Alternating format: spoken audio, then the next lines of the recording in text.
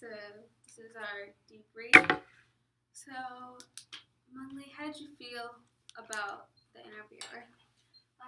I did say a lot of things about the backgrounds. I think you kind of it's very good at you lead me to say a lot of things about my emotion and my background, my attitude towards the company and the boss and the workmates and the relationship with my neighbors. It's kind of and in the whole process, you kind of offered me some useful advice that let me, have a small task up during the lunch and or afterwards. I think that is very useful because I didn't think about that before. You kind of give me the right direction. And as you as the interviewer, how did you feel? It's difficult.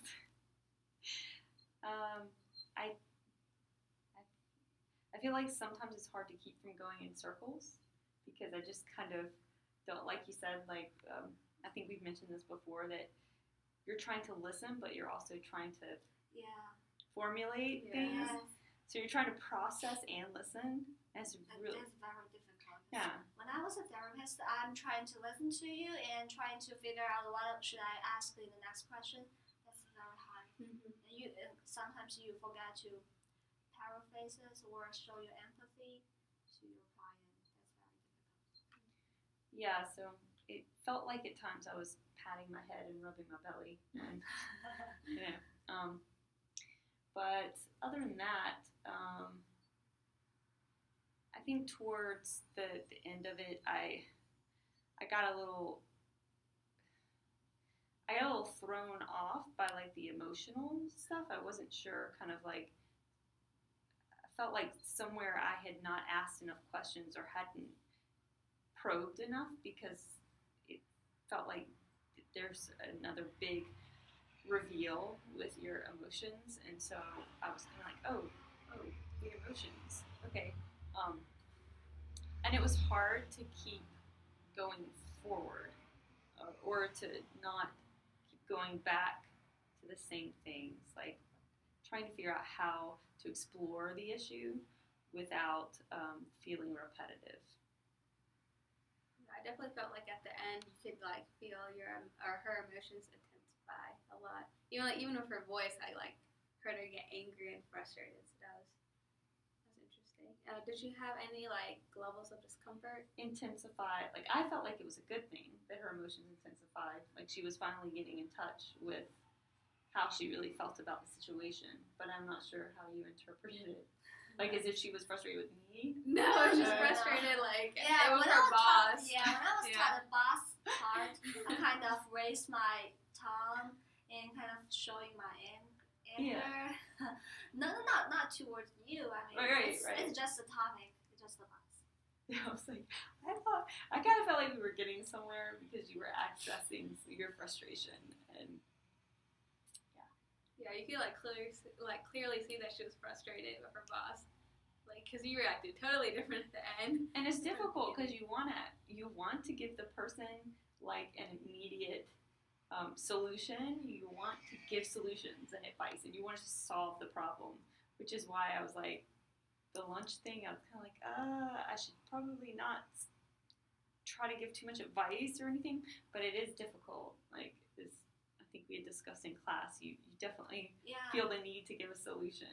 Yeah, but this one, in this case, you give the right solution, right? You give the right advice. But sometimes maybe in the first minute, we probably don't need to give the suggestion.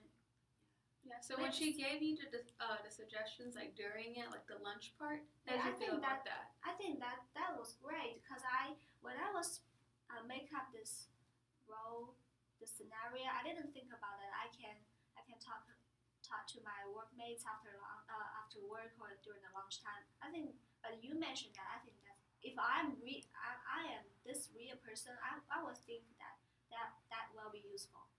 Yeah, I mean, I think I was trying to process at the same time as like listen, and while I was processing, I was thinking, oh my God, well, she has no time to socialize, and how is she going to socialize? And if she doesn't have a choice because her boss is a jerk and she's going to lose her job and she doesn't want to lose it. So, I mean, I immediately was just thinking, what are the options? And I was thinking, well, if you're spending that much time at work, then maybe your options are to socialize at work. But I mean, that was part of the, like, it's a hard dance to, I guess it's obviously a skill you have to really hone, is to be able to process the information and still be engaged and listen. Yes, I think the first meeting should be you trying to notice your client's background and give him or her an evaluation assessment, and that's all. You don't really have to give the assessment in the first meeting. And just going through my notes and stuff, I thought the introduction was really good. Like, you put her at ease and asked her if she needed water, if she got here okay. Because I know sometimes that people can get really frustrated and not want to talk at the beginning if they got lost or something. So I thought that was really good on your part. And the attending behavior was really good. But did you notice yourself like nodding like a lot when she was? I did. There was really one moment where I was like, stop doing your head, you're like a bobble doll, but I just like, it was like, I realized I was like, yeah, there was like one moment, and I hope that I stopped after that, but I don't know. I didn't notice that. Yeah, I sort of noticed her just nodding. I was just like, I wonder if she knows she's doing that or not. So Trimmer? I noticed that, and I think you did a really good job just allowing Lei to talk a lot, and you asked her like really like detailed questions about the opportunities at work or if she had any. So I thought that was really good on your part. And I think you did a really good job asking open-ended questions. Like, I really think you could talk like a lot, most of it. And we saw at the end that she just expressed, her feelings. I thought it was really, really good. Exactly. Yeah, and it just flowed. Like, the whole thing just went really well. And I didn't think there were like any, I'm glad you thought it awkward flowed. parts, yeah. There were some moments that I thought were really awkward. Yeah. I thought you like paraphrased and reflected really well too.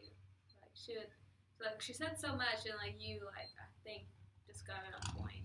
I thought it went really well. And the little empathy I would give you a 4 because I think it just you did it so well and you didn't mess up at all. And I noticed when you were taking notes, you were so good at it because you would look up and like look back at your notes. Like, you look so like you've done it like 1,000 times, just taking notes like that. So I thought it was really good. Don't know how great my notes are. I think it just in the beginning I was trying to jot down like close-ended question, kind of information that was just and sometimes things that I was afraid I would forget, like as far as processing, like a keyword. Like, ooh, she's on a roll, but I don't want to forget this one thing that she's talking about. I thought your taking was really good. And there was one pause, and I think both of you guys didn't really notice it. Like, it was a pause, and both of you sort of looked at each other like, who should talk again? But it was like, it was fine.